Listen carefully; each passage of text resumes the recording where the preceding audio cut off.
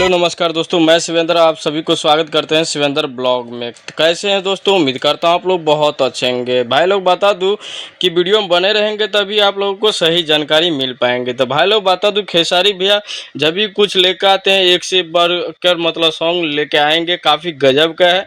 तो भाई लोग बता दूँ कि आज एक पोस्टर रिलीज किया गया है कि वर्ल्ड वाइड रिकॉर्ड पे। तो भाई लोग बता दूं कि झूला से गाने का नाम है और वो संघर्ष 2 का मूवी का वो गाने हैं, काफ़ी गजब का। 6 तारीख को सुबह रिलीज किया जा रहा है वर्ल्ड वाइड रिकॉर्ड पे। तो भाई लोग आप लोग ढेर सारा प्यार दीजिएगा। संघर्ष 2 का मूवी का है तो काफ़ी गजब का है। तो 20 अक्टूबर को भी वो मूवी रिलीज कर रहा है। तो भाई लोग बता दूं काफ़ी गजब का है और ढेर सारा प्यार दीजिएगा और ऐसे ही देखते रहिए Shivendra blog.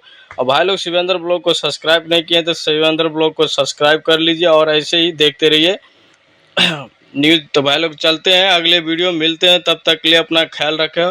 Love you all दोस्तों।